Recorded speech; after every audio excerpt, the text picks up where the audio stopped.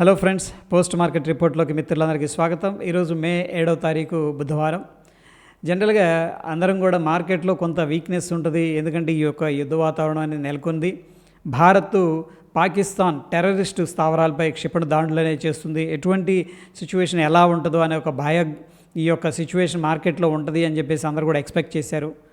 But market surprise ఇచ్చింది. Gap down అయితే సిగ్నిఫికెంట్గా జరిగింది, బట్ అక్కడ నుంచి కూడా సిగ్నిఫికెంట్గా బౌన్స్ అనేది జరిగి ఆల్మోస్ట్ ఏంటంటే 0.14% పాజిటివ్లో క్లోజింగ్ అనేది ఇవ్వడం జరిగింది.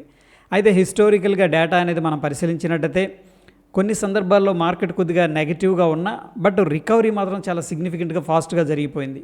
అయితే వరల్డ్ వార్ 1 సిచ్యువేషన్ అప్పుడు మార్కెట్లో కరెక్షన్ అనేది సిగ్నిఫికెంట్గా వచ్చింది. ఒక్కొక్క స్టాక్ ఇండివిజువల్ది 30 to 40% పడిపోయింది.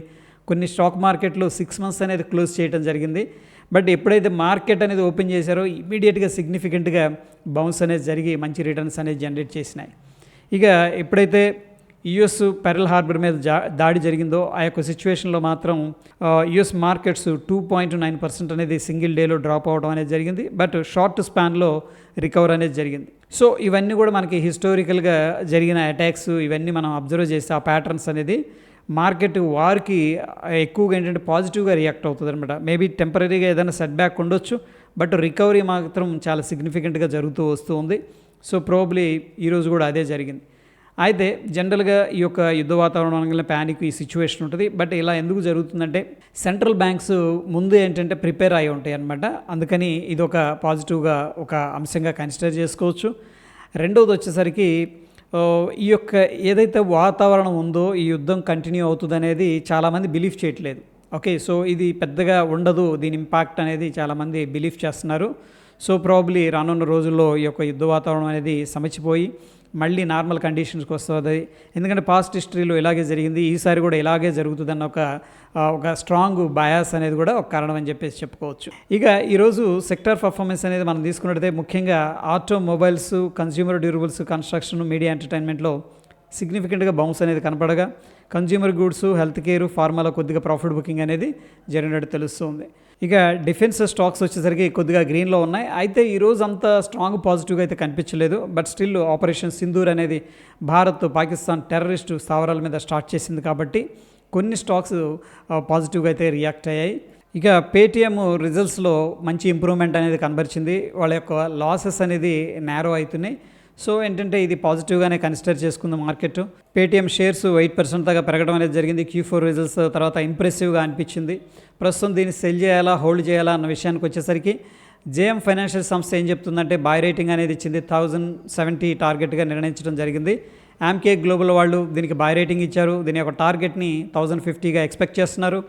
జెఫరీస్ కూడా బై రేటింగ్ అనేది ఇచ్చింది. 1100 దాకా ఈ యొక్క స్టాక్ అనేది వెళ్ళటానికి పాసిబిలిటీస్ ఉన్నాయని చెప్పేసి పాజిటివ్ కవరేజ్ ఇవ్వడం జరిగింది.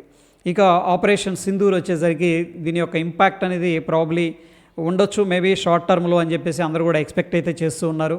బ్రాడర్ పిక్చర్లో ఈ యొక్క ఇంపాక్ట్ ఉండదు అనేది దీని యొక్క సారాంశం. అజిత్ బెనర్జీ గారు ఏమంటున్నారంటే ఈయన శ్రీరామ్ లైఫ్ ఇన్సూరెన్స్కి సంబంధించిన CIO. అయితే ఇండియాలో BFSI సెక్టార్ అంటే banking, financial services and insurance sector అనేది చాలా స్ట్రాంగ్గా ఉందని చెప్పేసి చెప్తున్నారు. At the same time pharmaceuticals కూడా పాజిటివ్గా అయితే కనిపిస్తుందని చెప్పేసి ఒక పాజిటివ్ కామెంటరీ అనేది ఇవ్వడం జరిగింది. ఈరోజు సెబీ ప్యానల్ మీట్ ఉంది. ఎందుకు అంటే future and options 2.0 regulations and expiry days గురించి ఒక ఫిక్స్ చేయడానికి అనమాట. ఓపెన్ ఇంట్రెస్ట్ని న్యూ మెథడ్ ద్వారా డిస్కవర్ చేయాలని చెప్పేసి ప్లాన్ చేస్తున్నారు. అంటే డెల్టా బేస్డ్ ఓపెన్ ఇంట్రెస్ట్ అనేది సెట్ చేయాలని చెప్పేసి. ఇక మార్కెట్ వైడ్ పొజిషన్ లిమిట్ ఏదైతే ఉందో దీన్ని ఈసారి క్యాష్తో కూడా లింక్ చేయాలని చెప్పేసి చూస్తున్నారు. For example state bank of India futures ఉన్నాయనుకోండి, దాంట్లో ఒక లిమిట్ దాటి ఫ్యూచర్ కాంట్రాక్ట్స్ అనేది రిలీజ్ చేయరు. ఓకే, ఒక లిమిట్ దాటిందంటే అది ఫ్యూచర్ అండ్ ఆప్షన్స్లో బ్యాన్ లిస్ట్లోకి వెళ్ళిపోతుంది. అయితే ఈసారి మార్కెట్ వైడ్ పొజిషన్ లిమిట్ని క్యాలిక్యులేట్ చేసే దాంట్లో క్యాష్ వాల్యూమ్స్ అంటే state bank of India stock trade అవుతూ ఉంటుంది కదా, ఆ వాల్యూమ్స్తో కూడా లింక్ చేసి దాన్ని ఏంటంటే MWPL అనేది డిసైడ్ చేయాలని చెప్పేసి ప్లాన్ చేస్తున్నారు. ఇక market wide position limit intraday బేసిస్లోకి తీసుకురావాలని చూస్తున్నారు. అంటే ఏంటంటే మార్కెట్ అవర్స్ తర్వాత మనకు తెలుస్తుంది అనమాట ఈ స్టాక్ బ్యాన్ లిస్ట్లో ఉంది అని చెప్పేసి. బట్ అలా కాకుండా ఈరోజు లిమిట్ దాటిపోయింది అనుకోండి 12 గంటలకి, ఇమీడియట్గా అది మార్కెట్ వైడ్ పొజిషన్ లిమిట్ అంటే బ్యాన్ లిస్ట్లోకి వెళ్ళిపోతుంది. అట్లా సెట్ చేయాలని చెప్పేసి ప్లాన్ చేస్తున్నారు. నెక్స్ట్ వచ్చేసరికి ఇంట్రాడే పొజిషన్ లిమిట్ను కూడా సెట్ చేయాలని చెప్పేసి ప్లాన్ చేస్తున్నారు.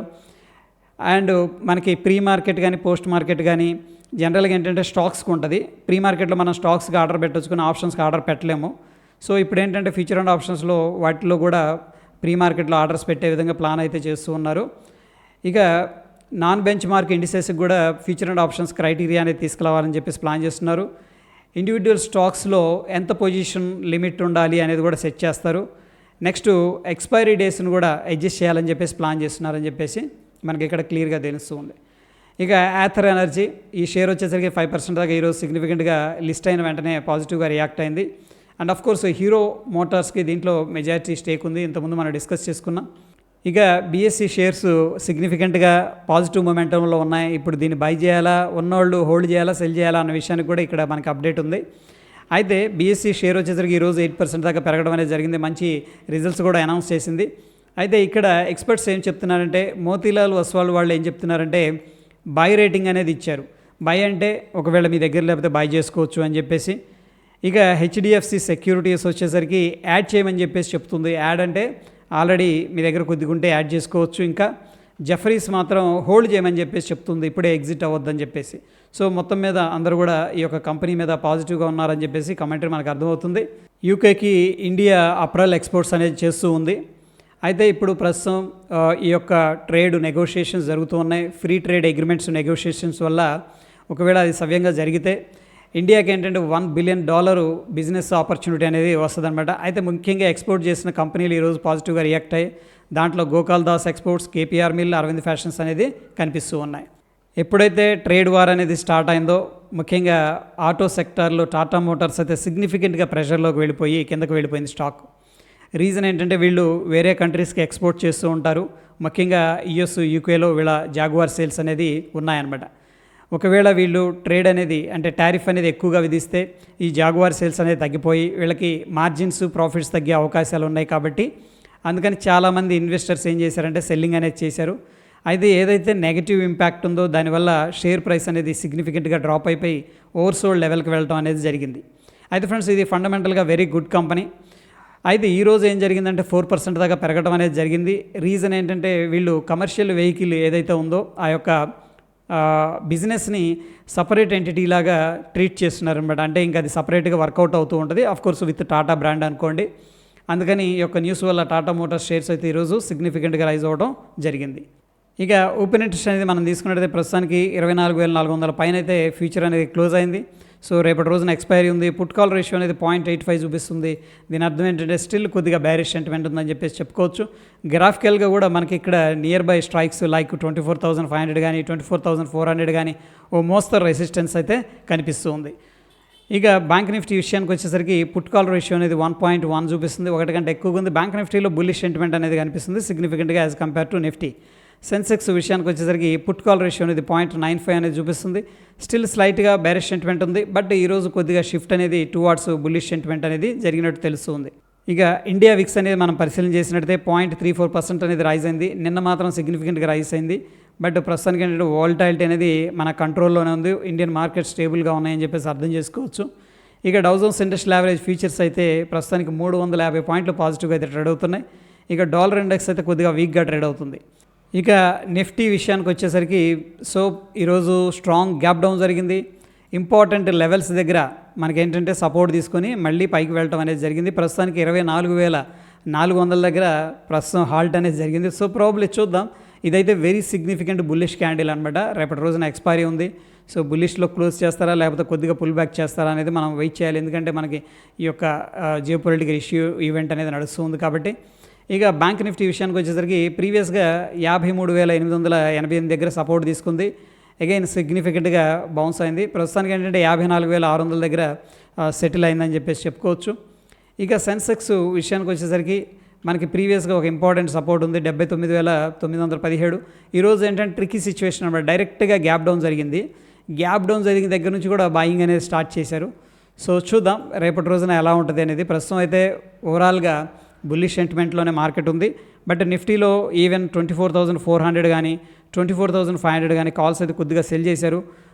ఆఫ్ కోర్స్ మార్కెట్ మూవ్ అయింది అనుకోండి, వాళ్ళందరూ కూడా రోల్ ఓవర్ చేస్తారు, పైకి షిఫ్ట్ చేయడం జరుగుతుంది. ఓవరాల్ సిచ్యువేషన్ అయితే మాత్రం ప్రస్తుతం ఉన్న సిచ్యువేషన్లో మనకి బుల్లిష్ మార్కెటే కనిపిస్తుంది ఫ్రెండ్స్.